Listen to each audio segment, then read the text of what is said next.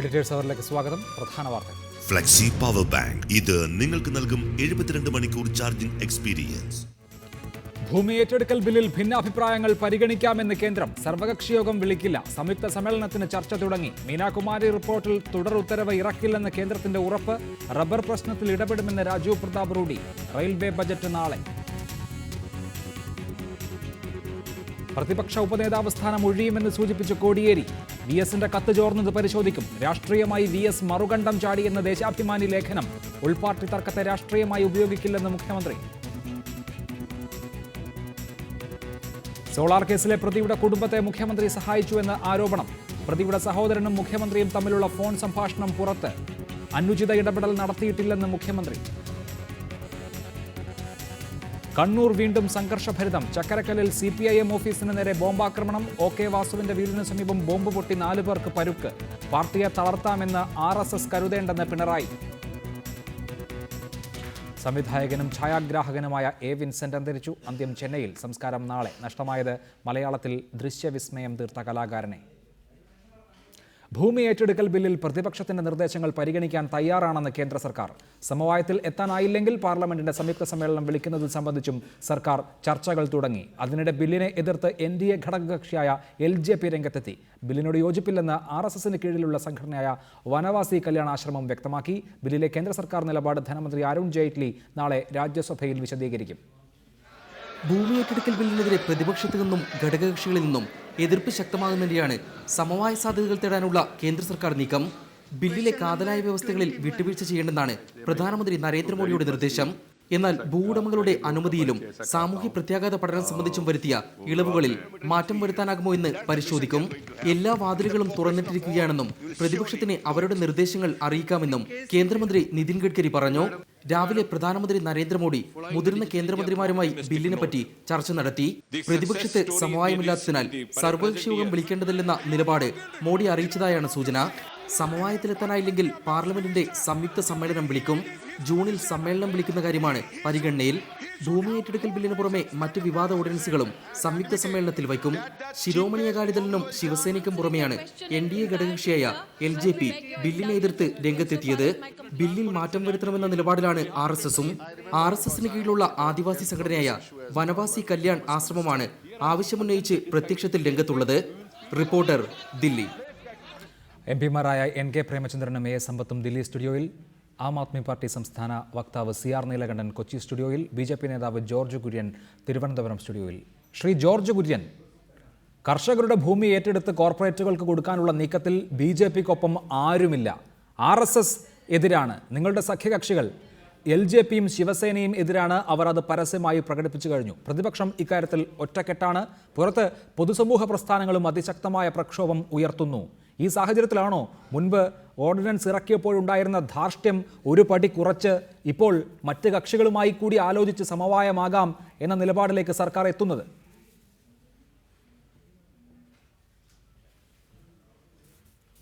ഈ കോർപ്പറേറ്റുകൾക്ക് എടുത്തു കൊടുക്കാൻ വേണ്ടിയാണെന്ന് ആരാ പറഞ്ഞത്? കോർപ്പറേറ്റുകൾക്ക് സ്ഥലം ഏറ്റെടുക്കണമെങ്കിൽ ഇപ്പോഴും 80% ആൾക്കാരുടെ സമ്മതപത്രം വേണം. അതുപോലെ തന്നെ സോഷ്യൽ ഇമ്പാക്റ്റ് അസസ്മെന്റും വേണം. അത് കോർപ്പറേറ്റുകളുമായിട്ട് ഇതിന് യാതൊരു ബന്ധവുമില്ല. നമ്മുടെ സെക്യൂരിറ്റി മേഖലയ്ക്ക്, അതുപോലെ തന്നെ രാജ്യസുരക്ഷയുമായിട്ട് ബന്ധപ്പെട്ട മേഖലയിൽ, അതുപോലെ റൂറൽ ഇൻഫ്രാസ്ട്രക്ചർ, അതായത് നമ്മുടെ അടിസ്ഥാന വികസന രംഗത്ത് പാവപ്പെട്ടവർക്ക് വീട് വെച്ച് കൊടുക്കുന്ന കാര്യത്തിൽ, ഈ കാര്യത്തിലൊക്കെയാണ് ഈ പറഞ്ഞ പ്രത്യേകമായിട്ടുള്ള ഈ അമെൻമെന്റ് വന്നിരിക്കുന്നത്.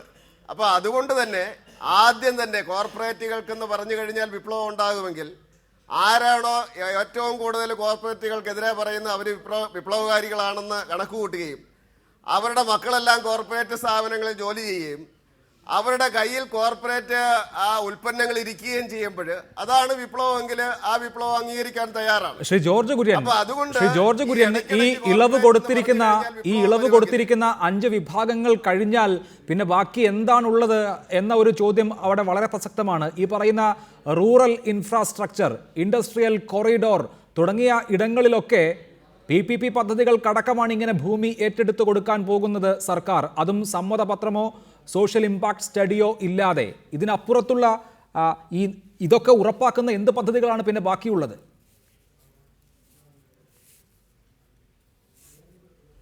അല്ല, ഈ PPP മാത്രമാണോ? നമ്മുടെ അംബാനി, അഡാനി, ടാറ്റ, ബിർള, അതിപ്പോ അപ്പുറത്തിരിക്കുന്നവർ പറയും അത് മുഴുവൻ BJP കാരാന്ന് പറയും. BJP ആകെ 7 വർഷമാണ് ഇന്ത്യ ഭരിച്ചത്. ആ ഇന്ത്യ ഭരിക്കാത്ത സമയത്ത് അവർ ഉണങ്ങി നിൽക്കുകയായിരുന്നു. BJP ഭരിക്കുമ്പോഴാണ് അവർ തളർത്തു വരുന്നത്.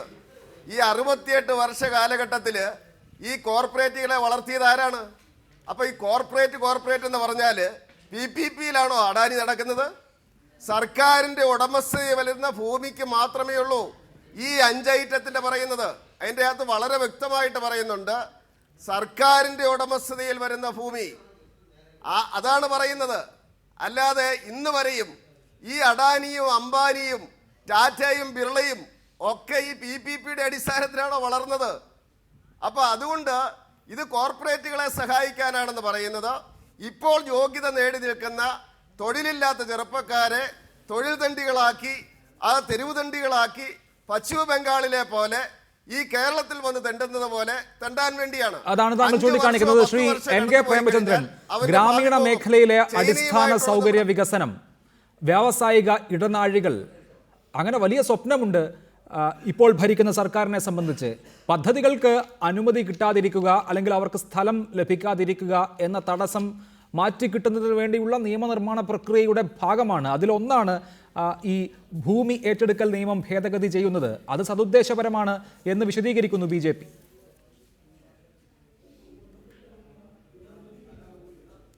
അല്ല, BJPയുടെ വിശദീകരണം വിസ്മയത്തോടു കൂടി കേട്ടുകൊണ്ടിരിക്കുകയാണ്. ഏതായാലും എൻ്റെ ബഹുമാന്യ സുഹൃത്ത് ശ്രീ ജോർജ് കുര്യൻ തൊഴിൽ രഹിതരായിട്ടുള്ള നമ്മുടെ യുവാക്കളെ സംബന്ധിച്ചും അവരെ സംബന്ധിച്ചതിന് ഉപയോഗിക്കുന്ന പദപ്രയോഗം തന്നെ എത്രമാത്രം കാലുഷ്യത്തോടു കൂടിയാണ് ഈ പ്രശ്നത്തെ സമീപിക്കുന്നത്, അല്ലെങ്കിൽ അതിൽ തെളിഞ്ഞിരിക്കുന്ന അല്ലെങ്കിൽ പ്രകടമാകുന്ന അരഗൻസ്, അത്ഭുതത്തോടു കൂടിയാണ് ഞങ്ങളെല്ലാം നോക്കിക്കൊണ്ടിരിക്കുന്നത്. ഭൂമി ഏറ്റെടുക്കൽ ഭേദഗതി നിയമത്തെ അനുകൂലിക്കുന്ന ഏത് കക്ഷിയാണ് ഇന്ന് ഇന്ത്യയിലുള്ളത്? അദ്ദേഹത്തെ അല്ലെങ്കിൽ ശ്രീ നരേന്ദ്രമോദിയുടെ നേതൃത്വത്തിലുള്ള ഗവൺമെൻറ്റിനെ അധികാരത്തിൽ കൊണ്ടുവരുന്നതിന് വേണ്ടി താഴേത്തല മുതൽ അടിസ്ഥാനപരമായ പ്രവർത്തനങ്ങൾക്ക് നേതൃത്വം കൊടുത്ത RSS, ശിവസേന, പരസ്യമായി സഭയിൽ ശിവസേന ഇന്നലെയും ഇന്നും പ്രസംഗത്തിൽ ഇതിനോടുള്ള വിയോജിപ്പ് പ്രകടിപ്പിച്ചു.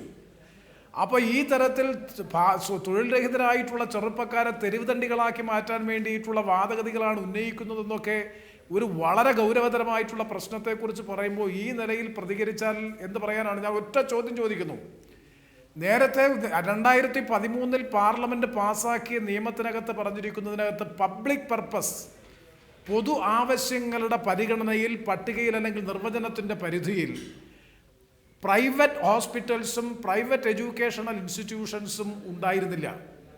എന്നാൽ പുതിയ ഭേദഗതി നിയമം അനുസരിച്ച് സ്വകാര്യ ആശുപത്രികൾ, പഞ്ചനക്ഷത്ര സമാനമായിട്ടുള്ള ആശുപത്രികളും അതുപോലെ പഞ്ചനക്ഷത്ര സമാനമായിട്ടുള്ള അൺഎയ്ഡഡ് സ്വകാര്യ വിദ്യാഭ്യാസ സ്ഥാപനങ്ങളും സർവകലാശാലകളും ആരംഭിക്കുന്നതിനാവശ്യമായിട്ടുള്ള ഭൂമി ഏറ്റെടുത്ത് കൊടുക്കാൻ സർക്കാരിന് അവകാശമുണ്ട്. എന്ന് പറഞ്ഞാൽ പബ്ലിക് പർപ്പസിന്റെ നിർവചനത്തിന്റെ പരിധിയിലേക്ക് ഇത് രണ്ടും വരുന്നു. ഇത് ആരെ സഹായിക്കാനാണ്?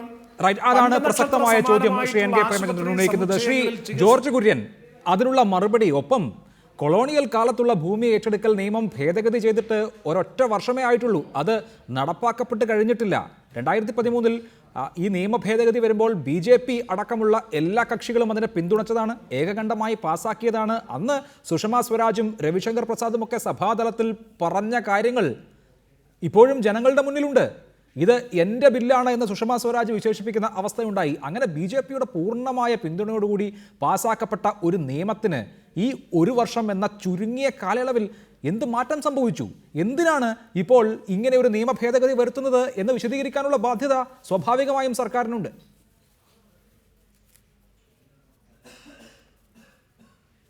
അല്ല, പ്രേമചന്ദ്രൻ പറഞ്ഞതോടുകൂടി വളരെ എളുപ്പമായി. കാരണം ഈ 2014 ജനുവരി 1-ാം തീയതിയാണ് നിലവിൽ വന്നത്. ഇന്ത്യയിലെ റവന്യൂ മിനിസ്റ്റർമാരും സർക്കാരുകളും സംസ്ഥാന സർക്കാരുകളും നിരന്തരമായിട്ട് യോഗങ്ങളിൽ ആവശ്യപ്പെട്ടു. പ്രത്യേകിച്ച് BJP സർക്കാർ അധികാരത്തിൽ വന്നതിന് ശേഷം റവന്യൂ മിനിസ്റ്റർമാരുടെ യോഗത്തിൽ റവന്യൂ മിനിസ്റ്റർമാർ പറഞ്ഞു ഇത് അപ്രായോഗികമാണ്, ഈ നിയമം കൊണ്ട് ഭൂമി ഏറ്റെടുക്കാൻ സാധിക്കില്ല. വളരെ മത്സരാധിഷ്ഠിതമായിട്ടുള്ളൊരു ലോകത്ത് നമുക്ക് മറ്റു രാജ്യങ്ങളുമായിട്ട് മത്സരിക്കണമെങ്കിൽ, ഞാൻ വിപ്ലവകാരികളെ പറ്റി അല്ല പറയുന്നത് കേട്ടോ, ഈ ലിബറലൈസേഷൻ നടപ്പിലാക്കിയ ഞങ്ങൾ മാത്രമായിരിക്കുമല്ലോ നടപ്പിലാക്കി. ഇപ്പോൾ അവിടെ ഇരിക്കുന്നവർ മുഴുവൻ പറയും അത് BJP മാത്രമാണ് നടപ്പിലാക്കിയെന്ന് പറയും.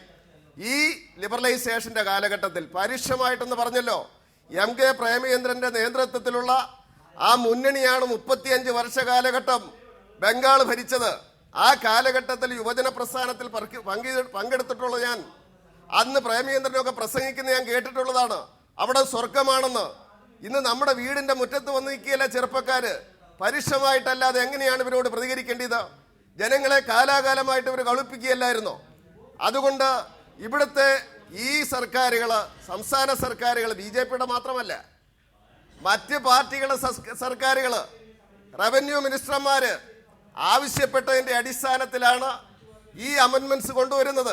അതാണ് താങ്കൾ വിശദീകരിക്കുന്നത്. ഞാൻ മടങ്ങി വരാം ശ്രീ ജോർജ് കുര്യൻ താങ്കളിലേക്ക്. ശ്രീ A. സമ്പത്ത് MP ഇവിടെ ചൂണ്ടിക്കാണിച്ചതുപോലെ സംസ്ഥാനങ്ങളടക്കം ഉയർത്തിയിട്ടുള്ള ആവശ്യങ്ങൾ, കേരളം തന്നെ ഈ സാമൂഹ്യ പ്രത്യാഘാത പഠനം എന്നുള്ളത് ബുദ്ധിമുട്ടാകും എന്ന് ചൂണ്ടിക്കാണിച്ചിരുന്നു. അതായത് പദ്ധതികൾക്ക് വേണ്ടി ഭൂമി ഏറ്റെടുക്കുന്നതിന് തടസ്സം നേരിടും എന്ന സാഹചര്യത്തിൽ ഇങ്ങനൊരു മാറ്റം, ഇങ്ങനൊരു ഭേദഗതി ഈ നിയമത്തിൽ വരുത്താൻ നിർബന്ധിതമായി തീരുകയാണ് കേന്ദ്ര സർക്കാർ എന്നാണ് വിശദീകരിക്കപ്പെടുന്നത്. ശ്രീ A. സമ്പത്ത്.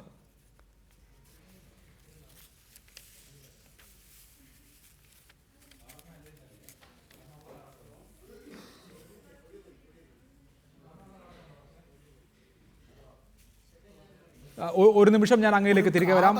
ഭേദഗതി ശരി തുടർന്നു. 2013 ആണ്ടിലാണ്.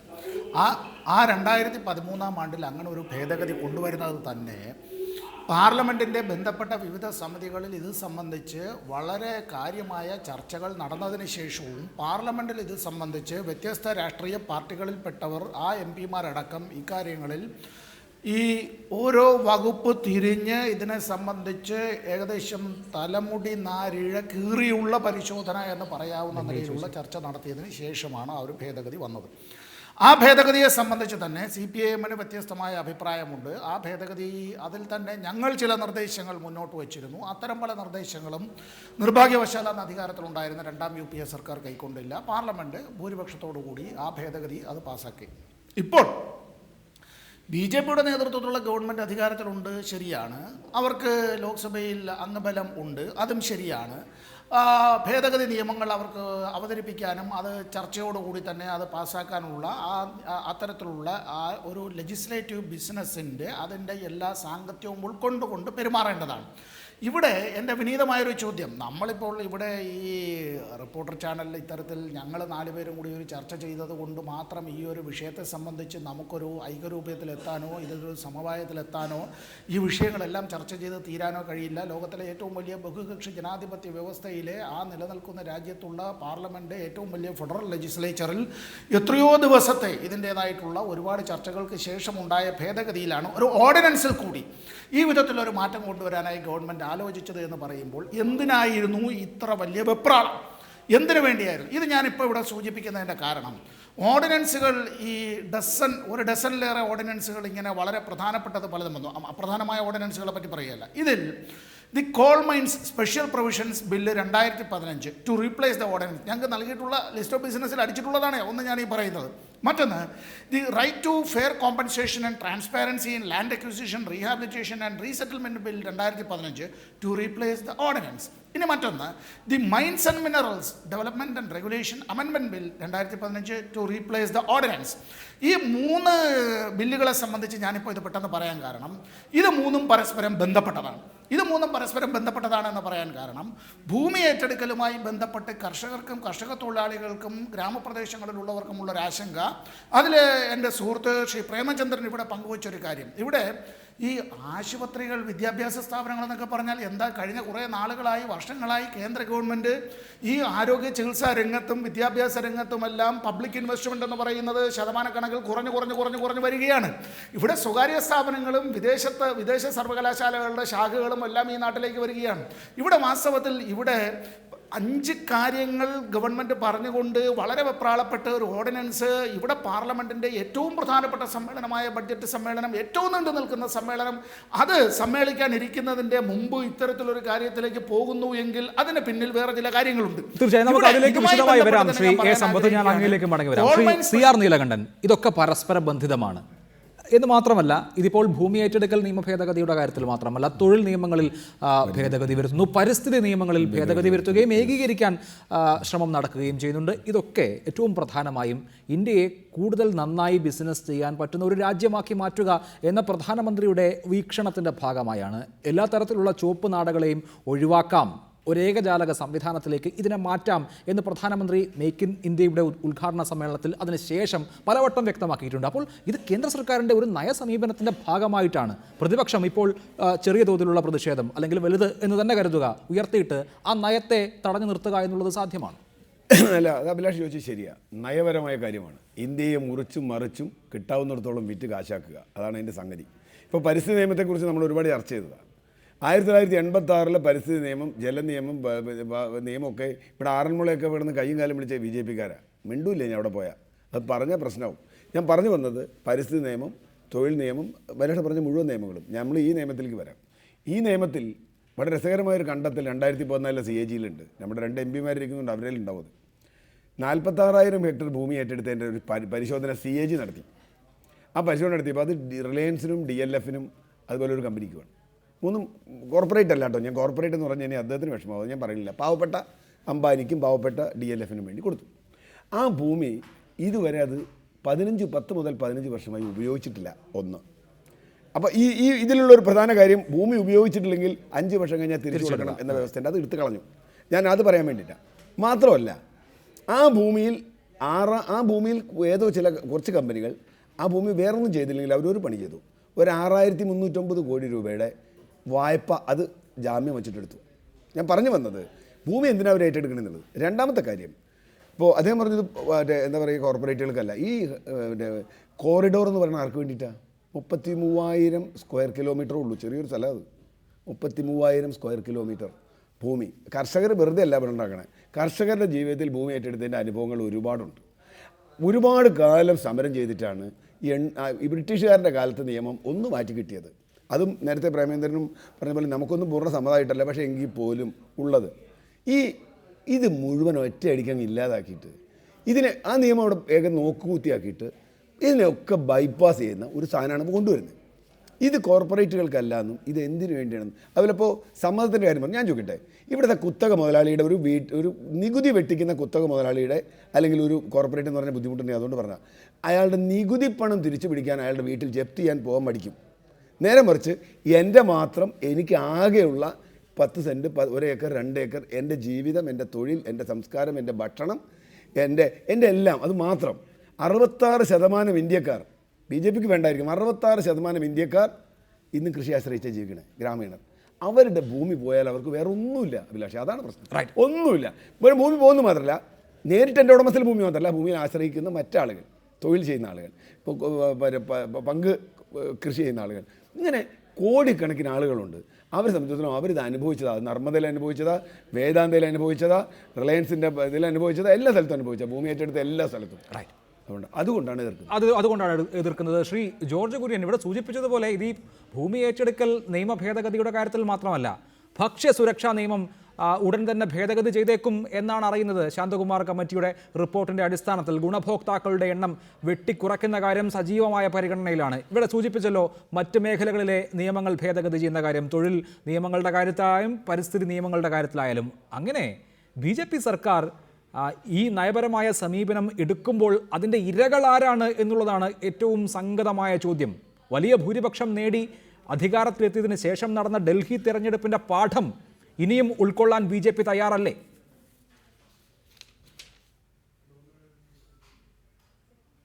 അല്ല അഭിലാഷേ, ഈ BJP അധികാരത്തിൽ വന്ന ഉടനെ അഭിലാഷുമായിട്ട് ഞാൻ ചർച്ച നടത്തിയതാണ്. ഗ്യാസിന്റെ വില കൂട്ടാൻ പോകുന്നു, യൂറിയയുടെ സബ്സിഡി എടുത്ത് കളയാൻ പോകുന്നു. ഇതിപ്പോൾ പറഞ്ഞല്ലോ, ഭക്ഷ്യ സബ്സിഡിയുടെ കാര്യം പറഞ്ഞു, വേറെ 1-2 കൂടെ പറഞ്ഞോളൂ. കാരണം ചർച്ചയ്ക്ക് ഒരു എരിവ് വരും. ഞാൻ പറഞ്ഞ 1-2 കാര്യങ്ങൾ ഞാൻ പറയാം. ഇവർ പറഞ്ഞല്ലോ സ്കൂളിൻ്റെയും അതുപോലെ തന്നെ ഹോസ്പിറ്റലിൻ്റെയും കാര്യം. ഈ സ്മാർട്ട് സിറ്റി വരുന്നു. ആ സ്മാർട്ട് സിറ്റിയിൽ പ്രൈവറ്റ് എഡ്യൂക്കേഷൻ ഇൻസ്റ്റിറ്റ്യൂഷൻസും പ്രൈവറ്റ് ഹോസ്പിറ്റലുകളും പാടില്ല എന്ന് കഴിഞ്ഞ ബില്ലിലുണ്ടായിരുന്നു. അതിൻ്റെ അകത്താണ് ഒരു മാറ്റം വന്നിരിക്കുന്നത്. സ്മാർട്ട് സിറ്റിയിൽ പ്രൈവറ്റ് ഹോസ്പിറ്റലുകളും പ്രൈവറ്റ് എഡ്യൂക്കേഷൻ ഇൻസ്റ്റിറ്റ്യൂഷനുകളും വേണം എന്നുള്ള ഒരഭിപ്രായമാണ് കേന്ദ്ര സർക്കാരിനുള്ളത്. അത് തെറ്റാണ് എങ്കിൽ ഇവർക്ക് എതിർക്കാനുള്ള അവകാശമുണ്ട്. കാരണം സ്മാർട്ട് സിറ്റി എന്ന് നമ്മൾ ഉദ്ദേശിക്കുന്നത് എന്താണെന്നുള്ളത് വളരെ വ്യക്തമാണ്. ആധുനിക സജ്ജീകരണങ്ങളുള്ള സംവിധാനങ്ങളുള്ള ഒരു സിറ്റിയാണ്. അപ്പോൾ ആ സർക്കാർ കൊണ്ടുവരുന്നു. അതുകൊണ്ടാണല്ലോ സർക്കാർ പറയുന്നത് നിങ്ങൾക്കുള്ള അഭിപ്രായങ്ങൾ തീർച്ചയായിട്ടും പരിഗണിക്കും. അല്ല, അതെങ്ങനെ പരിഗണിക്കുമെന്ന് എനിക്ക് മനസ്സിലാകുന്നില്ല ശ്രീ ജോർജ് കുര്യൻ. അത് ഒഴിവാക്കപ്പെട്ടുവല്ലോ. പബ്ലിക് ഹിയറിംഗ് ഇല്ല, സോഷ്യൽ ഇമ്പാക്ട് സ്റ്റഡി ഇല്ല, സമ്മതവും വേണ്ട. പിന്നെ എങ്ങനെ അവരുടെ അഭിപ്രായം സ്വീകരിക്കുമെന്നാണ് പറയുന്നത്? എനിക്ക് മനസ്സിലാകുന്നില്ല. അതല്ല പറഞ്ഞത് പാർലമെന്റിലെ കാര്യമാണ് പറഞ്ഞത്. ശരി. പാർലമെന്റിൽ ഇത് പാസ്സാക്കുന്ന അവസരത്തിൽ തീർച്ചയായിട്ടും അമെന്റ്മെന്റുമായിട്ട് മുന്നോട്ട് വരാം. കർഷക സംഘടനകളുമായിട്ട് സർക്കാർ സംസാരിക്കുന്നുണ്ട്. അപ്പം മറ്റ് കക്ഷികളുമായിട്ട് സംസാരിക്കുന്നുണ്ട്. തുറന്ന സമീപനമാണെന്ന് സർക്കാർ പറയുന്നു. അങ്ങനെയുള്ള അവസരത്തിൽ എന്തുകൊണ്ട് ഇത് സർക്കാരിന്റെ അഭിപ്രായമാണ്, ഇത് ജനങ്ങളോട് പറ, ഇത് വേണ്ട, സർക്കാർ സ്കൂളുകൾ മതി, സ്മാർട്ട് സിറ്റി സർക്കാർ സ്കൂളുകൾ മതി, സ്മാർട്ട് സിറ്റിയിൽ സർക്കാർ ഹോസ്പിറ്റലുകൾ മതി എന്ന് നിങ്ങൾ ജനങ്ങളോട് പറഞ്ഞ് മനസ്സിലാക്കുക. ഞങ്ങൾക്ക് യാതൊരു വിരോധവുമില്ല. അതാണ് ബി.ജെ.പി. ചൂണ്ടിക്കാണിക്കുന്നത്. തുടരുക ശ്രീ ജോർജ് കുര്യൻ, തുടരുക ദയവായി. Shri A. Sampath M P, ഇവിടെ സർക്കാർ ചൂണ്ടിക്കാണിക്കുന്നത് പോലെ നമുക്ക് കേരളത്തിന്റെ യാഥാർത്ഥ്യം എടുക്കേണ്ട, ഉത്തരേന്ത്യൻ ഗ്രാമങ്ങളുടെ യാഥാർത്ഥ്യം എടുക്കാം. അവിടെ ഒരു കർഷകന്റെ മകന് 200 കിലോമീറ്റർ ദൂരം സഞ്ചരിച്ച് ഒരു കോളേജിൽ പോകേണ്ടുന്ന അവസ്ഥ മാറി. ആ കർഷകന്റെ കൃഷിഭൂമിയുടെ അടുത്ത് തന്നെ ഒരു കോളേജ് ഉണ്ടാകുന്നു. അവിടെ ആ കർഷകന് അവൻ്റെ മകനെ പഠിക്കാൻ അയക്കാം എന്നുള്ളതാണ് ഇതിൻ്റെ ഒരു ഗുണഫലമായി ചൂണ്ടിക്കാണിക്കുന്നത്. ഇതേപോലെ തന്നെയാണ് ആശുപത്രികളുടെ കാര്യവും. ഗ്രാമീണ മേഖലയിലെ അടിസ്ഥാന സൗകര്യ വികസനത്തിന് അനിവാര്യമാണ്. അതുകൊണ്ട് രാജ്യത്തിൻ്റെ മുഖച്ഛായ തന്നെ മാറ്റണമെങ്കിൽ ഇങ്ങനെയുള്ള പരിഷ്കരണങ്ങൾ അനിവാര്യമാണ് എന്നുള്ളതാണ് ഈ സർക്കാരിൻ്റെ പോയിന്റ്.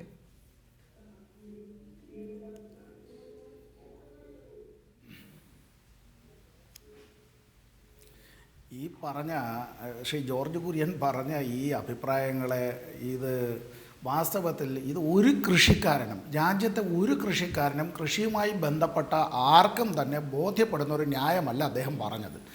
ഇത് രാഷ്ട്രീയ പ്രവർത്തകർ എന്നുള്ള നിലയിൽ എന്നെ പോലുള്ളവർക്ക് മാത്രമല്ല, വാസ്തവത്തിൽ എൻ്റെ സുഹൃത്തു കൂടിയാണ് ശ്രീ ജോർജ് കുര്യൻ. അദ്ദേഹം തന്നെ അദ്ദേഹത്തിൻ്റെ സ്വന്തം മനസാക്ഷിയെ വഞ്ചിച്ചുകൊണ്ട് ഇങ്ങനെ പറയേണ്ടി വരുന്നത്. അദ്ദേഹം വല്ലാതെ വെപ്രാളപ്പെട്ടാണ് ബി.ജെ.പി. നേതൃത്വത്തെ ഇങ്ങനെയെല്ലാം അദ്ദേഹം സംരക്ഷിക്കാൻ വേണ്ടിയുള്ളൊരു വൃഥാശ്രമം നടത്തുന്നത്. ഇവിടെ പാർലമെൻറ്റിലെ ബി.ജെ.പി. അംഗങ്ങളോട് ഞങ്ങൾ സംസാരിക്കുന്നുണ്ടല്ലോ, ഞങ്ങൾക്ക് നേരിട്ടറിയാമല്ലോ ഡൽഹിയിൽ തന്നെ. ആ ബി.ജെ.പി. അംഗങ്ങൾ പലരും തന്നെ കൃഷിക്കാരായിട്ടുള്ളവരും കൃഷിഭൂമി ഉള്ളവരും അടക്കമുള്ളവരുണ്ട്. നമ്മുടെ നാട്ടിലെ ഒരു പ്രത്യേകത, ഇന്ത്യയിലെ കൃഷി എന്നുള്ളത് ഇത് ഈ ചില യൂറോപ്യൻ രാജ്യങ്ങളിലും അമേരിക്കൻ ഐക്യനാട്ടിലും ഉള്ളതുപോലെ ഇതൊരു ക്യാപിറ്റലിസ്റ്റിക് ഇൻഡസ്ട്രി എന്നുള്ള പദപ്രയോഗം കൊണ്ട് നമുക്ക് വിവക്ഷിക്കാൻ കഴിയുന്നതല്ല. ഇന്ത്യയിലെ ബഹുഭൂരിപക്ഷം കർഷകരും ചെറുകിട കർഷകരോ ഇടത്തരം കർഷകരോ ആണ്. സ്മോൾ ഫാർമേഴ്സ്, മാർജിനൽ ഫാർമേഴ്സ് എന്നുള്ള പട്ടികയിൽപ്പെടുന്നവരാണ്. അവർക്ക് കൃഷിയല്ലാതെ മറ്റൊരു തൊഴിലും അവർക്കറിയില്ല. അവരുടെ കൃഷിഭൂമിയോട് അവർക്ക് വൈകാരികമായ ഒരു അടുപ്പമുണ്ട്. അത്തരത്തിലുള്ള വൈകാരികമായ അടുപ്പം വികസിത മുതലാളിത്ത രാജ്യങ്ങളിലുള്ള ജനങ്ങൾക്കുള്ളതല്ല. ഇവിടെ ഈ ജനങ്ങളിൽ നിന്ന് ഇന്ത്യയിലെ ഏറ്റവും വലിയ കിട്ടാക്കനി എന്നപ്പോൾ എന്താണ്? ഇന്ത്യയിലെ ഏറ്റവും വലിയ കിട്ടാക്കനി ഇന്ന് പ്രകൃതി വിഭവങ്ങളാണ്. അത് ഭൂമിയുമായി ബന്ധപ്പെട്ടതാണ്.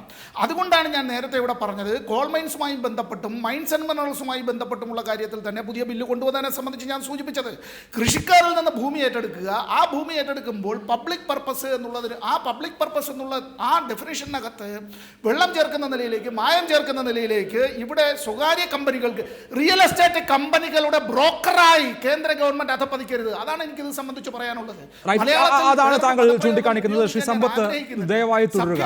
ശ്രീ CR നീലകണ്ഠൻ, പക്ഷേ ഇവിടെ ഒരു ഫെയർ കോമ്പൻസേഷൻ ഉറപ്പു നൽകുന്നുണ്ട്. 4 മടങ്ങും 2 മടങ്ങും അക്കാര്യത്തിൽ യാതൊരു വിട്ടുവീഴ്ചയുമില്ല എന്ന് മാത്രമല്ല, കഴിഞ്ഞ നിയമം മൂലം നഷ്ടപരിഹാരം ലഭിക്കാത്ത മേഖലകൾക്ക് കൂടി 13 നിയമങ്ങൾ ഒഴിവാക്കപ്പെട്ടിട്ടുണ്ട് പുതിയ നിയമ ഭേദഗതിയിൽ എന്നുകൂടി കാണണം. അപ്പോൾ ഭൂമി വെറുതെ അങ്ങ് ഏറ്റെടുക്കുകയല്ല, മറിച്ച് അവർക്ക് കൃത്യമായ നഷ്ടപരിഹാരം ഉറപ്പു നൽകുന്നു. പിന്നെ അവരുടെ നാട് വികസിക്കുകയാണ് ആ ഭൂമി വിട്ടുകൊടുക്കുമ്പോൾ. ഇവിടെ 2 കാര്യം, നാട് വികസിക്കുന്നതിൻ്റെ കാര്യം ഞാൻ പറയാം, അത് മൂന്നാമതാണ്. ആദ്യത്തെ കാര്യം അഭിലാഷ് ചോദിച്ചത് നഷ്ടപരിഹാരം. ഇവിടെ എന്താ സംഭവിക്കുന്നത്? ഈ എന്തുകൊണ്ടാണ് SIA സോഷ്യൽ ഇമ്പാക്റ്റ് അസസ്മെൻറ്റും അതുപോലെ ഇതിൻ്റെ കോസ്റ്റ് ബെനിഫിറ്റ് അനാലിസിസും സമ്മതവും വേണമെന്ന് പറഞ്ഞത്? ആളുകൾ സമ്മതം കൊടുക്കാൻ എപ്പോഴാണ്? എനിക്ക് മാന്യമായ വില കിട്ടിയാൽ ഭൂമി കൊടുക്കാൻ എല്ലാവരും സമ്മതം കൊടുക്കും. അവർ സമ്മതമില്ലാതെ ഭൂമി എടുക്കുന്ന എപ്പോഴാണ്? അവരുടെ കയ്യിൽ നിന്ന് അവർക്ക് ഇഷ്ടമില്ലാത്ത, അവർക്ക് ആവശ്യം, അവരില്ലാത്ത വിലയ്ക്ക് ഭൂമി എടുക്കുമ്പോഴാണ്. ഒരു പക്ഷേ അവർക്ക് ഏറ്റവും ന്യായമായൊരു വിലയാണ് കിട്ടുന്നതെങ്കിൽ ആരും ഭൂമി വിട്ടുകൊടുക്കാൻ മടിയുണ്ടാവില്ല. അപ്പോൾ സമ്മതം വേണമെന്ന്, എന്നാൽ സമ്മതം വേണമെന്നുള്ള ക്ലോസ് നേരെ മാറ്റണേ, നല്ല വില കൊടുക്കണമെങ്കിൽ ആളുകൾ കൊടുക്കൂലേ? ഒന്ന്. രണ്ട്, ഭൂമി പൈസയുടെ മാത്രം ഒരു വിഷയമല്ല. ഈ ജോർജ് കുര്യൻ എനിക്കറിയില്ല, ഭൂമിയെ പൈസ മാത്രമായിട്ട് കാണുന്ന എല്ലാ കർഷകർ, അവരെ സംബന്ധിച്ചിടത്തോളം പകരം പൈസ കിട്ടിയിട്ട് കാര്യമില്ല. ഇപ്പോൾ എനിക്കറിയാം നർമ്മദയിലെ ഏറ്റവും പ്രധാനപ്പെട്ട സമരത്തിൽ നടക്കുന്ന ഒരു കാര്യം ക്യാഷ് കോമ്പൻസേഷൻ വേണ്ടാന്ന് അവരുടെ വാദം. എന്താ കാര്യം? വടക്കേ ഇന്ത്യയിൽ അതാണ്. ക്യാഷ് കോമ്പൻസേഷൻ കിട്ടിയ ഭർത്താക്കന്മാരെ അതുകൊണ്ട് നശിപ്പിക്കും. അപ്പോൾ സ്ത്രീകളാണ് മുമ്പിൽ വന്ന് പറഞ്ഞാൽ ക്യാഷ് കോമ്പൻസേഷൻ വേണ്ട, ഞങ്ങൾക്ക് ലാൻഡ് കിട്ടിയാൽ മതി. റീഹാബിലിറ്റേഷൻ എന്ന വാക്ക് ഇതിൽ നിന്ന് അങ്ങ് പോയി. അതാണ് പ്രധാന കാര്യം. റീഹാബിലിറ്റേഷൻ, റീസെറ്റിൽമെൻറ്റ് എന്നുള്ള വാക്കങ്ങ് പോവുക, കോമ്പൻസേഷൻ എന്നുള്ള വാക്ക് വരും. ഇനി ഇവിടെ ഈ 70% സമ്മതം വേണം എന്നതില്ലാതായാൽ എന്താ സംഭവിക്കുകയെന്നറിയോ? ഇവരുടെ ബാർഗെയിനിങ് പവർ ഇല്ലാതാവും ഈ ജനങ്ങളുടെ. പിന്നെ ആരാ വയ്ക്കുക? പിന്നെ ഉദ്യോഗസ്ഥരാ വരിക. ഉദ്യോഗസ്ഥർ വന്ന് വില നിശ്ചയിക്കും. ഈ വില എന്ന് പറയുന്നത് അത് വലിയ അഴിമതിയിലേക്ക് പോകും. അത് ആരായി ഫെയർ വാല്യൂ നിശ്ചയിക്കണേ? ഫെയർ വാല്യൂ നിശ്ചയിക്കുന്നിടത്ത് തുടങ്ങുന്ന പ്രശ്നം. അത് ഏത് വിലയാണ് എന്ന് പറയുമ്പോൾ തന്നെ അവിടെയാണ് 70% സമ്മതം വരണേ. 70% സമ്മതം ഉണ്ടെന്ന് പറഞ്ഞാൽ അതിൻ്റെ അർത്ഥം 70% സമ്മതമായ വിലയാണ് അതിനുള്ളതെന്നാണ്. ഇപ്പോൾ ആരുടെ സമ്മതം വേണ്ട? അപ്പോൾ ഇവർ പറയുന്ന വിലയ്ക്ക് നിങ്ങൾ സമ്മതമില്ലെങ്കിൽ നിങ്ങളുടെ ഭൂമി ഏറ്റെടുക്കും. ഇവിടെയാണ് ഇത് ഉദ്യോഗസ്ഥർക്ക് വില നിശ്ചയിക്കാവുന്ന പരുവത്തിൽ. ഇത് പ്രായോഗികമാണ് ഞാൻ പറഞ്ഞത്, പ്രായത്തിൽ നിന്ന്. മൂന്നാമത്തെ കാര്യം, കൃഷിഭൂമി നഷ്ടപ്പെട്ട 2 ഏക്കറുകാരന് പിന്നെ അവൻ്റെ അടുത്ത് കോളേജ് കിട്ടിയിട്ടുന്ന കാര്യം. ഇന്ത്യയിൽ ഏറ്റവും കൂടുതൽ ആത്മഹത്യ ചെയ്ത് കർഷകരാണെന്നുള്ള കാര്യത്തിൽ നമ്മൾ തർക്കിക്കേണ്ട കാര്യമല്ലോ. അത്രയും കടബാധ്യതയുള്ള കർഷകരെ അവൻ്റെ ഉള്ള ഭൂമി കൂടി എടുത്തുകൊണ്ട് പോയാൽ പിന്നെ അവൻ്റെ വീടിന് മുമ്പിൽ, അത് പണ്ട് പറഞ്ഞവരെ, എൻ്റെ വീടിന് മുമ്പിൽ 5 സ്റ്റാർ ഹോസ്പിറ്റൽ വന്നിട്ട് എനിക്ക് വല്ല കാര്യമുണ്ടോ? എൻ്റെ 5 സ്റ്റാർ ഹോട്ടൽ എൻ്റെ വീട്ടിലുണ്ടെന്നിട്ട് വീട്ടിന് മുമ്പിൽ എനിക്ക് വല്ല കാര്യമുണ്ടോ? അപ്പോൾ അത് വികസനമാണെന്ന് വേണ്ടി പറയാം. പക്ഷേ എൻ്റെ വീടെടുത്ത് പോയിട്ട് അവിടെ 5 സ്റ്റാർ ഹോട്ടൽ വന്നാൽ അത് എനിക്ക് വികസനമാണെന്ന് ഞാൻ പറയില്ല. അതാണ് താങ്കൾ ചൂണ്ടിക്കാണിക്കുന്നത്. ശ്രീ NK പ്രേമചന്ദ്രൻ, ഇവിടെ സർക്കാർ ചൂണ്ടിക്കാണിക്കുന്നത് ഇത് ചർച്ചയ്ക്ക് വരുമ്പോൾ ഭേദഗതികൾ പാർലമെന്റിൽ ഉന്നയിക്കപ്പെടാം, അക്കാര്യത്തിൽ പിടിവാശി ഒഴിവാക്കുകയാണ് എന്ന സൂചനകൾ ലഭ്യമാകുന്നുണ്ട്. കുറേ കാര്യങ്ങളിലെങ്കിലും സമവായത്തിന് സർക്കാർ ശ്രമിക്കുന്നുണ്ട്. ഇനി ഒരു തരത്തിലും നടക്കില്ല എങ്കിൽ മാത്രമേ സംയുക്ത സമ്മേളനത്തിലേക്ക് പോയി ഈ നിയമം പാസ്സാക്കുകയുള്ളൂ. ഇപ്പോൾ വന്നിരിക്കുന്ന ഈ ഓർഡിനൻസിനെ ലഘൂകരിച്ച് അതിലെ ജനവിരുദ്ധ വ്യവസ്ഥകൾ അല്ലെങ്കിൽ കർഷക വിരുദ്ധ വ്യവസ്ഥകൾ ഒഴിവാക്കിക്കൊണ്ടുള്ള ഒരു നിയമം സാധ്യമാകുമെന്ന പ്രതീക്ഷ ഇപ്പോഴത്തെ രാഷ്ട്രീയ കാലാവസ്ഥയിലുണ്ട്.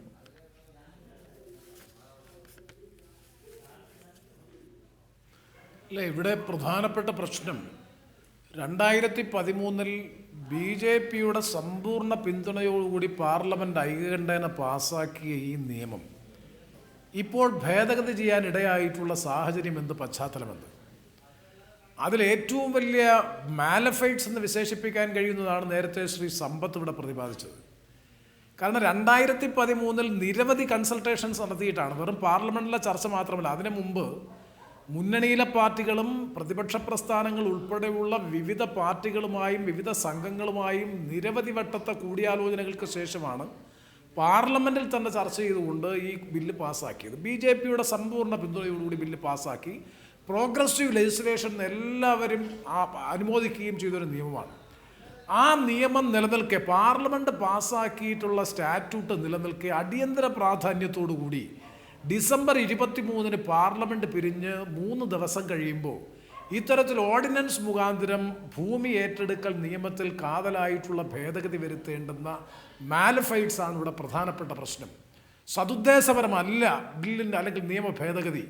ഇനി നേരത്തെ ശ്രീ ജോർജ് കുര്യൻ പറഞ്ഞതുപോലെ സംസ്ഥാനത്തെ റവന്യൂ മന്ത്രിമാരുടെ യോഗത്തിലും സംസ്ഥാനങ്ങളുമൊക്കെ ഇപ്പോൾ മഹാരാഷ്ട്ര മുഖ്യമന്ത്രി തന്നെ ഇൻഡസ്ട്രിയലൈസേഷന് വിഘാതമായി നിൽക്കുന്നു എന്ന് അഭിപ്രായപ്പെട്ടു എന്ന് പറഞ്ഞു.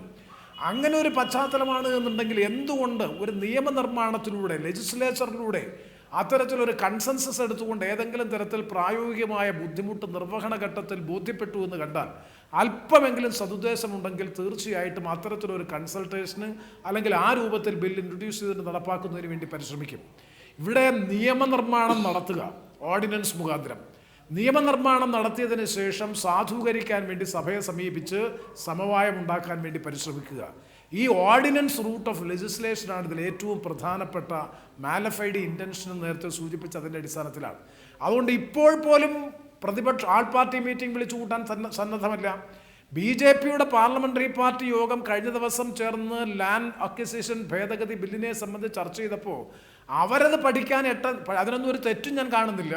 8 അംഗ സമിതിയെ ചുമതലപ്പെടുത്തുന്നതല്ലാതെ ഈ പ്രതിപക്ഷവുമായി ഇപ്പോൾ പോലും ഫ്ലോറിൽ ബിൽ ഇൻട്രൊഡ്യൂസ് ചെയ്തു. ഞങ്ങൾ ഒബ്ജക്ഷൻ ഉന്നയിച്ചു, ഭരണഘടനാപരമായിട്ടുള്ള പ്രശ്നങ്ങൾ ഉന്നയിച്ചുകൊണ്ട് ഞാൻ തന്നെ നോട്ടീസ് കൊടുത്തു, ആ ആക്ഷേപങ്ങൾ ഉന്നയിച്ചു.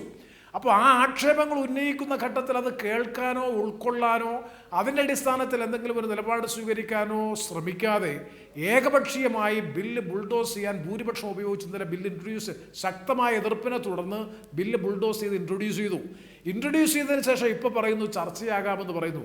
അതുകൊണ്ട് തന്നെ ഈ കാര്യത്തിൽ വളരെ വളരെ വ്യക്തമായിട്ടുള്ള ഇത്തരത്തിലൊരു ഭേദഗതിയുടെ അനിവാര്യമായ സാഹചര്യം നിലനിൽക്കുന്നുണ്ടെങ്കിൽ തന്നെ അത് വിവിധ തലങ്ങളിൽ ആലോചിച്ച് ഏതെങ്കിലും പ്രായോഗിക ബുദ്ധിമുട്ടുണ്ടെങ്കിൽ പരിഹരിക്കാൻ കഴിയുന്ന നിർദ്ദേശങ്ങൾ സമർപ്പിക്കുന്നതിന് പകരം പൂർണ്ണമായും ഇത് ആർക്കോ കൊടുത്ത കമ്മിറ്റ്മെൻറ്റ് കംപ്ലൈ ചെയ്യുക എന്നുള്ളതാണ്, അല്ലെങ്കിൽ ഏതോ കേന്ദ്രങ്ങൾക്ക് കൊടുത്തിട്ടുള്ള ഉറപ്പുകൾ സമയബന്ധിതമായി പാലിക്കുക എന്ന സർക്കാരിൻ്റെ ദൗത്യം വളരെ ഭംഗിയായി നിർവഹിക്കുക എന്നുള്ളതാണ് ചെയ്യുന്നതെന്ന് താങ്കൾ വിമർശിക്കുന്നു. ശ്രീ ജോർജ് കുര്യൻ, അതിനുള്ള ഉത്തരം എന്താണ്?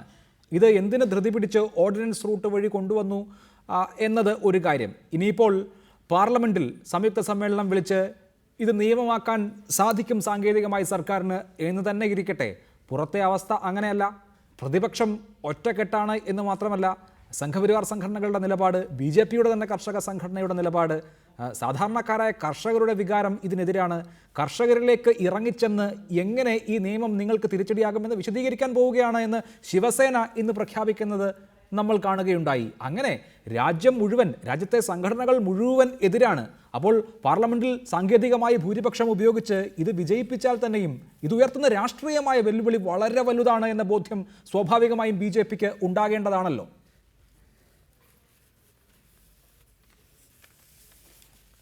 അല്ല അഭിലാഷ്, ഒറ്റ ഉത്തരം പറഞ്ഞാൽ മതി. ഈ നാട്ടിലെ അഭ്യസ്ത വിദ്യരായിട്ടുള്ള ചെറുപ്പക്കാർക്ക് എങ്ങനെ ജോലി കൊടുക്കും? ശ്രീ CR നീലകണ്ഠൻ്റെ ഇൻറ്റഗ്രിറ്റിയിൽ ഞാൻ വിശ്വസിക്കുന്നു. അദ്ദേഹം ഒരു 10 വർഷം മുമ്പ് തൊട്ട് ഈ ഇന്ത്യയിൽ ആർട്സ് ആൻഡ് സയൻസ് കോളേജുകൾ വേണ്ട, എൻജിനീയറിംഗ് കോളേജുകൾ വേണ്ട, ഇവിടെ കാർഷിക കോളേജുകൾ മതി എന്ന് അദ്ദേഹം ആവശ്യപ്പെട്ടിരുന്നുവെങ്കിൽ ഈ പറയുന്നത് മനസ്സിലാക്കാം. ഇന്ന് നമ്മുടെ സിസ്റ്റത്തിൽ വിദ്യാഭ്യാസം കിട്ടി നിൽക്കുന്ന ഈ കോടിക്കണക്കിന് ചെറുപ്പക്കാർക്ക് എങ്ങനെ ജോലി കൊടുക്കും? അതിന് നമുക്ക് വ്യവസായങ്ങൾ വേണം, സംരംഭങ്ങൾ വേണം, അതിന് മത്സരമുണ്ട്. ചൈനയുമായിട്ടാണ് മത്സരിക്കുന്നത്. ഒരടി നമുക്ക് മുന്നോട്ട് പോകുവാൻ സാധിക്കില്ല. ഇവർ പറഞ്ഞ ഈ ആശയങ്ങളെല്ലാം, ഞാൻ പ്രേമചന്ദ്രനും അതുപോലെ തന്നെ സമ്പത്തും പറഞ്ഞ ആശയങ്ങളെല്ലാം 35 വർഷം അവർ പരീക്ഷിച്ച സ്ഥലത്തിൻ്റെ അവസ്ഥ പാഠമായിട്ടുണ്ട്. അതാണ് ഈ ഇന്ത്യയിലെ ജനങ്ങളോ ചെറുപ്പക്കാർ മനസ്സിലാക്കേണ്ടത്. ഇവർ താത്വികമായിട്ട് പലതും പറയും, ഇവിടുത്തെ ചെറുപ്പക്കാരെ അവസാനം അവർ കുഴിയിൽ ചാടിക്കും. അതാണ് കണ്ടിട്ടുള്ളത്. ഞങ്ങൾ വിപ്ലവകാരികളല്ല. ഇന്നത്തെ അവസ്ഥയിൽ ഇവിടുത്തെ ചെറുപ്പക്കാർക്ക്, ഇന്ന് യോഗ്യതയുള്ള ചെറുപ്പക്കാരന് 5 വർഷത്തിനുള്ളിൽ എങ്ങനെ ജോലി കൊടുക്കാൻ സാധിക്കും എന്നുള്ള പ്രായോഗിക ചിന്ത മാത്രമേ ഞങ്ങൾക്കുള്ളൂ. അതാണ് ശ്രീ എ സമ്പത്ത്. അങ്ങനെ പ്രതീക്ഷ എന്ന ഒരു ഘടകത്തിലാണ് വോട്ട് നേടി ഈ NDA സർക്കാർ അധികാരത്തിൽ എത്തിയത് തന്നെ. അത് നിറവേറ്റാനുള്ള ബാധ്യത അവർ ചൂണ്ടിക്കാണിക്കുന്നു. വ്യവസായ ലോകം ഇപ്പോൾ തന്നെ നിരാശയിലാണ്. ഈ സർക്കാരിൽ നിന്ന് പ്രതീക്ഷിച്ചതൊന്നും ഇതേവരെ നടന്നു തുടങ്ങിയിട്ടില്ല എന്നവർ ആശങ്കപ്പെടുന്നു. നയമരവിപ്പ് കഴിഞ്ഞ സർക്കാരിൻ്റെ കാലത്തുണ്ടായിരുന്നുവെങ്കിൽ ആർജവമുള്ള ഒരു സർക്കാർ വന്നാൽ, ശക്തമായ ഒരു സർക്കാർ വന്നാൽ അത് മാറും എന്നവർ പ്രതീക്ഷിച്ചിരുന്നു. അതുകൊണ്ട് ഇത് കൊടുക്കുന്ന ഒരു സന്ദേശം, ഈ ബിൽ നിയമമാകുക എന്നുള്ള ആ സന്ദേശം വളരെ വളരെ പ്രധാനപ്പെട്ടതാണ് ഈ സർക്കാരിനെ സംബന്ധിച്ച്.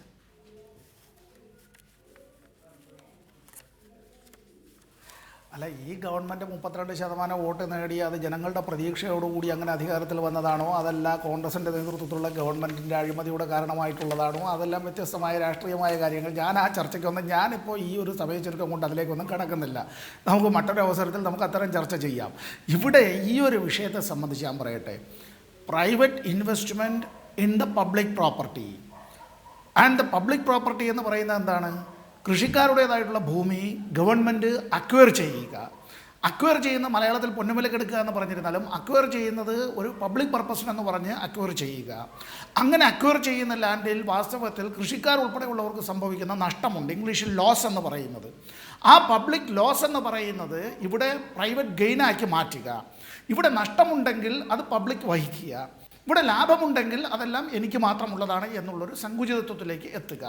ഇവിടെ ഈ ഒരു കാര്യത്തെ സംബന്ധിച്ച് ഇന്ത്യയിലെ ഭക്ഷ്യോൽപാദന രംഗത്ത് ഗുരുതരമായ പ്രതിസന്ധി ഉണ്ടാവും എന്നുള്ളത് മാത്രമല്ല, നിലവിലുള്ള കാർഷിക മേഖലയിലെ പരിമിതമായ തൊഴിലവസരങ്ങൾ പോലും ഇല്ലാതാവുമെന്നുള്ളത് മാത്രമല്ല, ഒരു 2.5 ലക്ഷത്തിലധികം കൃഷിക്കാർ ആത്മഹത്യ ചെയ്ത കഴിഞ്ഞ കുറേ വർഷങ്ങളിൽ നിന്ന് കൃഷിഭൂമി കൂടി നഷ്ടപ്പെട്ട് ഈ ദേശാടന പക്ഷികളെ പോലെ അലഞ്ഞു തിരിഞ്ഞ് ഒടുവിൽ ഞാനിപ്പോൾ ശ്രീ ജോർജ് കുര്യൻ്റെ ഒരു പദപ്രയോഗം കടമെടുക്കുകയാണ്. തൊഴിൽ തണ്ടികളെന്ന് പറഞ്ഞല്ലോ, ആ തൊഴിൽ തണ്ടികളുടേതായിട്ടുള്ള ദശലക്ഷക്കണക്കിന് ആളുകളുടെ ഒരു പടയിലേക്ക് ഈ കൃഷിക്കാരനും ഭാര്യയും മക്കളുമെല്ലാം ഇങ്ങനെ അലഞ്ഞു തിരിഞ്ഞ് നടക്കുക.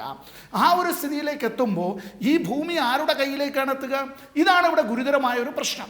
ഇവിടെ MP കൂടിയായിട്ടുള്ള എൻ്റെ ചങ്ങാതി ശ്രീ NK പ്രേമചന്ദ്രൻ സൂചിപ്പിച്ചൊരു കാര്യം, പാർലമെൻറ്റ് സമ്മേളിക്കുന്നു, പാർലമെൻറ്റിൽ ചർച്ച ചെയ്യേണ്ടത്, പാർലമെൻ്ററി നടപടിക്രമങ്ങളിൽ കൂടി വരേണ്ടത്, പാർലമെൻറ്റിന് പുറത്തുള്ള സ്റ്റേക്ക് ഹോൾഡേഴ്സുമായിട്ട് അടക്കമുള്ള ചർച്ച നടത്തിയത്, പാർലമെൻ്ററി സ്റ്റാൻഡിംഗ് കമ്മിറ്റി ദീർഘനാൾ ഇതിനെ സംബന്ധിച്ച് തെളിവെടുപ്പ് നടത്തിയത്, അത്തരം ഒരു നിയമനിർമ്മാണത്തെ ഒരു ഓർഡിനൻസിൽ കൂടി ഇതെല്ലാം ലംഘിക്കുക എന്നുള്ളതിൻ്റെ പിന്നിലുള്ള ചേതോവികാരം എന്താണ്? ഇപ്പോൾ ഈ ചർച്ചയിൽ ഒരു കാര്യം കൂടി, ഇതിൽ താങ്കളിപ്പോൾ ആ കാര്യം പരിശോധിച്ചിട്ടില്ലാത്തത് കൊണ്ട് ഞാൻ താങ്കളുടെ പരിശോധനയ്ക്കായി ഞാൻ പറയുകയാണ്.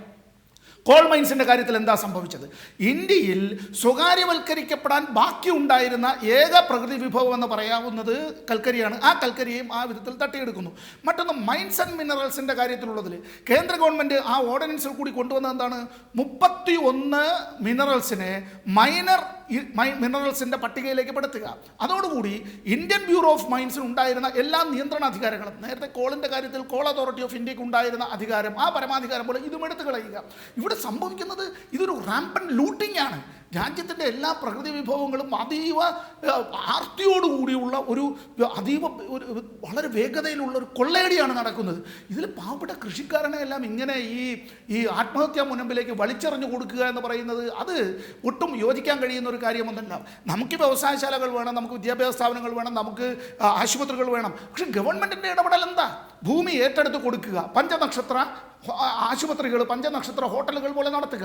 ഇവിടെ അതിസമ്പന്നരുടെ മക്കൾക്ക് അവർക്ക് വേണ്ടിയിട്ട് പണം സമ്പാദിക്കുന്നവർക്ക് വേണ്ടി ഈ സ്വാശ്രയ കോളേജുകൾ, വിദ്യാഭ്യാസ സ്ഥാപനങ്ങൾ എന്ന് പറയുമ്പോൾ അതുമൊക്കെ ഉണ്ടല്ലോ ഇവിടെ ഈ പറയുന്നതിൽ. പരാശ്രയ കോളേജുകൾ, പരാശ്രയ വിദ്യാഭ്യാസ സ്ഥാപനങ്ങളാണല്ലോ സ്വാശ്രയ വിദ്യാഭ്യാസ സ്ഥാപനങ്ങൾ എന്നുള്ള പേരിലെല്ലാം ഈ നാട്ടിൽ ഇന്നിപ്പോൾ പ്രവർത്തിക്കുന്നത്. ഇതെല്ലാം വാസ്തവത്തിൽ വിദ്യാഭ്യാസത്തിൻ്റെ മേലും ഈ ആരോഗ്യ ചികിത്സാ രംഗത്തിൻ്റെ മേലുമുള്ള സാമൂഹികമായ നിയന്ത്രണം പൂർണ്ണമായി അസ്തമിക്കുകയാണ്. തീർച്ചയായും അത് വളരെ വളരെ ഗുരുതരമായ ഒരു രാഷ്ട്രീയ വിഷയമാണ്. അതാണ് താങ്കൾ ചൂണ്ടിക്കാണിക്കുന്നത്. ശ്രീ CR നീലകണ്ഠൻ, വികസനത്തിൻ്റെ ഇരകളായി അഭയാർത്ഥികളാകുന്ന ആളുകളുടെ എണ്ണമായിരിക്കും നമ്മുടെ രാജ്യത്ത് മറ്റേതെങ്കിലും പ്രകൃതിക്ഷോഭമോ മറ്റെന്തെങ്കിലും കാരണം കൊണ്ട് അഭയാർത്ഥികളാകുന്നവരുടെ എണ്ണത്തേക്കാൾ കൂടുതൽ ഈ നിയമമാണ് നടപ്പാകാൻ പോകുന്നതെങ്കിൽ അങ്ങനെയുള്ള അഭയാർത്ഥികളുടെ എണ്ണത്തിൽ വർധനയുണ്ടാകുമോ? വൻതോതിലുള്ള വർധന. ഞാനിത് പറഞ്ഞത്, ഇപ്പോൾ നമുക്ക് ഏതെങ്കിലും നഗരത്തിൽ പോവുക, ഏത് നഗരത്തിൽ പോയാലും റോബിൻസൺ മിനിസ്ട്രിയുടെ പുസ്തകത്തിൽ പറയുന്നത് പോലെ ആ നഗരത്തെ നിർമ്മിക്കുന്ന ആളുകൾ എന്ന് പറയുന്ന ആദിവാസികൾ, ദളിതർ, പഴയ കർഷകർ, ഭൂരഹിതർ, നാമമാത്ര ഭൂമിയുള്ള കർഷകർ, അവരുടെ നിരയാണ് നമ്മുടെ ചേരികളാവുന്നത്. എവിടെയെങ്കിലും ഒരു വലിയ പദ്ധതി വന്നാൽ അവിടെ നിന്ന് വൻതോതിൽ ആളുകൾ കുടിയൊഴിഞ്ഞു പോരും. ആദ്യം അവിടെ നിർമ്മാണ പ്രവർത്തനത്തിൽ നിൽക്കും, അത് കഴിഞ്ഞാൽ അവർ പോരും. നേരത്തെ സുഹൃത്ത് ജോർജ് കുര്യൻ പറഞ്ഞു, ബംഗാളിൽ നിന്ന് മാത്രമല്ല കേട്ടോ, ബീഹാറിൽ നിന്ന് വരുന്നുണ്ട്, ഒറീസയിൽ നിന്ന് വരുന്നുണ്ട്, ഒക്കെ ആളിവിടെ വരുന്നുണ്ട്. ഇതൊക്കെ ഇവിടുന്ന് ഒരേ ആളുകളൊന്നുമല്ല, എല്ലാവരും ഭരിച്ച സ്ഥലമാണ്. ഇതൊക്കെ എല്ലാ സ്ഥലത്തും ഇത് തന്നെയാണ്. കാരണം എന്താ വെച്ചാൽ കർഷകരെ സംബന്ധിച്ചിടത്തോളം, കർഷി ആശ്രയിക്കുന്ന ജീവിതത്തെ സംബന്ധിച്ചിടത്തോളം, നേരത്തെ അഭിലാഷ് ചോദിച്ചൊരു ചോദ്യം മറുപടി പറയാൻ വിട്ടുപോയി. അതായത് 13 നിയമങ്ങൾ ഇതിൽ കൊണ്ടുവന്നല്ലോ എന്നുള്ളൊരു ചോദ്യം. യഥാർത്ഥത്തിൽ അത് ഗതികെട്ട് കൊണ്ടുവന്നതാണ്. 2014 നിയമത്തിലുള്ള ഒരു ക്ലോസ് 13 നിയമങ്ങൾ അന്ന് ഒഴിവാക്കിയിരുന്നു. അവരെ കൂടി 2014 ഡിസംബർ 31 കൊണ്ടുവരണമെന്ന് അന്നൊരു ക്ലോസ് ഉണ്ട്. ആ നിയമം യഥാർത്ഥത്തിൽ വേണ്ടത് NH നിയമവും ആറ്റോമിക് എനർജി നിയമമൊക്കെ ഭേദഗതി ചെയ്യാണ്, ലാൻഡ് അക്വിസിഷൻ. അത് ചെയ്തില്ല. എന്ത് ചെയ്തു? അത് ഭേദഗതി ചെയ്യാതെ അതിനെ ഇതങ്ങ് ലിങ്ക് ചെയ്തു. അതിനെ ലിങ്ക് ചെയ്തപ്പോൾ എന്ത് പറ്റി? അതിലും പകുതി ഇതൊക്കെ തമ്മിൽ കോൺട്രവേഴ്ഷ്യൽ ക്ലോസാണ്. ഏതാണ് കർഷകർക്ക് ഏറ്റവും ദ്രോഹകരെന്ന് വെച്ചാൽ അത് ഉപയോഗിക്കും ഉദ്യോഗസ്ഥർ. നമുക്കറിയാലോ, ഉദ്യോഗസ്ഥർക്ക് നിങ്ങൾ 1000 രൂപ കൊടുക്കണം, 500 രൂപ കൊടുക്കണം, 300 രൂപ കൊടുക്കണം എന്ന് പറഞ്ഞാൽ ഉദ്യോഗസ്ഥന് ഏതാ കൊടുക്കുക? 300 രൂപ കൊടുക്കുകയുള്ളൂ. കാരണം അല്ലെങ്കിൽ എൻ്റെ പെൻഷൻ ഇന്ന് പോകുന്നു പറയും. ഈ ഇത്തരത്തിലുള്ളതാണ്.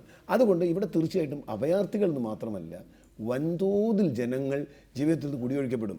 ഇപ്പോൾ പഠിച്ചവർക്ക് ജോലി കിട്ടാത്തൊരു വിഷയമുണ്ട്. പക്ഷേ നേരത്തെ സമ്പത്ത് പറഞ്ഞ പോലെ വേറൊരു പണി അറിയാത്ത ആളുകളവർ, ഇവർക്ക് വേറെ ഒന്നുമില്ല. ഈ കൂലിപ്പണിക്ക് പോലും വെച്ചാൽ അങ്ങനെ പോലും ചെയ്യാൻ പറ്റില്ല. അങ്ങ് സ്വന്തം ഭൂമിയിൽ അത്യാവശ്യം ജോലി ചെയ്ത് ഡൽഹിയിലെ തെരുവുകളിൽ നമ്മളിപ്പോൾ പോയാലും കാണാം. മോഡി ഭരിച്ചാലും ഡൽഹിയിലെ തെരുവുകളിൽ നമുക്ക് ഇവരെ കാണാം. ഈ ആളുകളാണ് ഇവിടെയാണ് ശരിക്കും ജോർജ് കുര്യനോട് എനിക്ക് പറയാനുള്ളത്. വേറെ ഒന്നുമല്ല, നമ്മൾ ഡൽഹി തെരഞ്ഞെടുപ്പ് കാലത്ത് ചർച്ച ചെയ്ത കുറേ ആളുകളുണ്ട്. എന്തേ ജാട്ട് കേന്ദ്രങ്ങളിൽ പോലും BJPക്ക് വോട്ട് കിട്ടിയില്ല എന്ന ചോദ്യം? കാരണം ഇപ്പോൾ പ്രത്യേകിച്ച് വെസ്റ്റേൺ ഡൽഹിയിലെ ജാട്ട് കേന്ദ്രങ്ങളിൽ ഈ കർഷകരാണ്, ഹരിയാനയിൽ നിന്നും UPയിൽ നിന്നും വന്നു കയറിയ കർഷകർ, ഭൂമി നഷ്ടപ്പെട്ടവർ, അവരിൽ വലിയ വലിയ സ്വാധീനം ഉണ്ടായിരുന്ന പാർട്ടിയാണ് BJP. എന്തുകൊണ്ട് പറ്റി? ഞാൻ പറഞ്ഞത് ഇത് ഇന്ത്യയുടെ ഗ്രാമങ്ങളിൽ നടക്കുന്ന എന്താണെന്നറിയാൻ അറിയാൻ കഴിഞ്ഞില്ലെങ്കിൽ അതുകൊണ്ടാണ് BJPയുടെ സഖ്യകക്ഷികൾ എതിർക്കുന്നത്. കാരണം അവർക്കറിയാം, ശിവസേനയ്ക്കായാലും ഇപ്പോൾ അകാലിദളിനോട് ചോദിക്കൂ, ഇന്ത്യയിലെ ഏറ്റവും കർഷകർക്ക് നേരിട്ട് ഒരു മതാടിസ്ഥാനത്തിൽ കർഷകരുടെ മതം എന്ന് വേണമെങ്കിൽ പറയാവുന്ന ഒരു മതമാണ് സിഖ് മതം. ഒരർത്ഥത്തിൽ അവരുടെ നിലപാടെന്താ ഇക്കാര്യത്തിൽ ചോദിക്കൂ. അപ്പോൾ നമ്മളിപ്പോൾ ഇന്ത്യ നശിക്കണം എന്ന് വിചാരിക്കുന്ന CR നീലകണ്ഠൻ പോട്ടെ, അകാലിദളിനും ശിവസേനയ്ക്കും RSSനും ഇന്ത്യ നശിക്കണം എന്നാണ് അഭിപ്രായമെങ്കിൽ എനിക്കൊന്നും പറയാനില്ല. റൈറ്റ്. എന്താണ് ശ്രീ ജോർജ് കുര്യൻ ഇവിടെ സൂചിപ്പിക്കപ്പെടുന്നത് പോലെ എന്താണ് ഒരു സർക്കാരിൻ്റെ പ്രാഥമികമായ ഉത്തരവാദിത്തം? സ്വകാര്യ മൂലധനത്തെ ഫെസിലിറ്റേറ്റ് ചെയ്യുക എന്ന റോളിലേക്ക് മാത്രം ഒതുങ്ങുമ്പോൾ ബാക്കി പരകോടികളായ ദരിദ്ര നാരായണന്മാരുണ്ടല്ലോ, കർഷകരും കർഷക തൊഴിലാളികളും പാവപ്പെട്ടവരും ഒക്കെയായി. അവരുടെ കാര്യത്തിൽ ഒരു കൺസേണുമില്ലേ നിങ്ങളുടെ സർക്കാരിന്?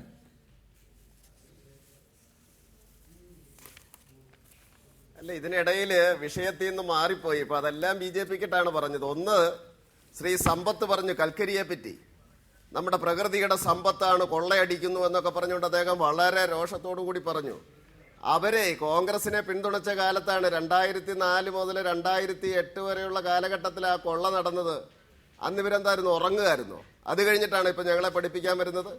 അതായത് 2008 ജൂൺ മാസം 3-ാം തീയതി വരെയുള്ള സമയത്താണ് 95% കോൾ ബ്ലോക്കുകൾ ഇങ്ങനെ കൊടുത്തത്, കുത്തകൾ എന്നിവർ പറയുന്ന കോർപ്പറേറ്റുകൾ എന്ന് പറയുന്ന ആൾക്കാർക്ക് വേണ്ടി കൊടുത്തത്. അതിന് ഞങ്ങളോട് പറഞ്ഞിട്ട് എന്താ കാര്യം? ഇനി ജാട്ടുകളുടെ കാര്യം പറഞ്ഞു. 8 മാസം കഴിയട്ടെ, നമുക്ക് നോക്കാമല്ലോ. 8 മാസമായിട്ട് എവിടെ ബുള്ളറ്റ് ട്രെയിൻ, എവിടെ സ്മാർട്ട് സിറ്റി എന്നാണ് ശ്രീ നീലകണ്ഠന്റെ ആൾക്കാർ അവിടെ ചോദിച്ച ഡൽഹിയിൽ. 8 മാസം ഞങ്ങൾ കൊടുക്കും, അത് കഴിഞ്ഞ് നമുക്ക് കാണാം എന്താ സംഭവിക്കാൻ പോകുന്നതെന്ന്. ജനങ്ങളെ കൗളിപ്പിക്കുന്നതിന് കുറച്ച് അതിരുണ്ട്. അതുകൊണ്ട് യാഥാർത്ഥ്യം അംഗീകരിക്കണം. ഇവർ പറയുന്നത് എല്ലാ വീട്ടിലേക്കും കയറി ചെന്ന് ഇപ്പോൾ സ്വത്തും പിടിച്ചുകൊണ്ട് പോകുന്നതാണ്. ഇവിടെ വ്യവസായം ആരംഭിക്കാൻ വേണ്ടി സർക്കാർ ശ്രമിച്ചാൽ ഇപ്പം ഈ ചർച്ച കേട്ടവരെന്താണ് മനസ്സിലാക്കുന്നത്?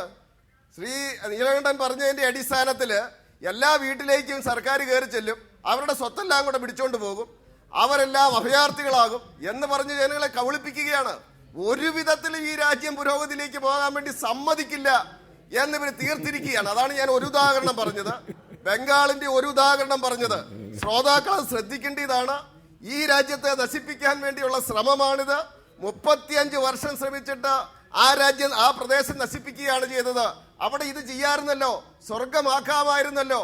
അതുകൊണ്ട് ഞങ്ങൾ ഭരിക്കുന്ന, പാവം ഭരിക്കുന്ന ഗുജറാത്തില് 0.7% തൊഴിലില്ലായ്മ, നിങ്ങൾ ഭരിച്ചുകൊണ്ടിരുന്നിടത്ത് 17%. അതുകൊണ്ട് യാഥാർത്ഥ്യം മനസ്സിലാക്കണം.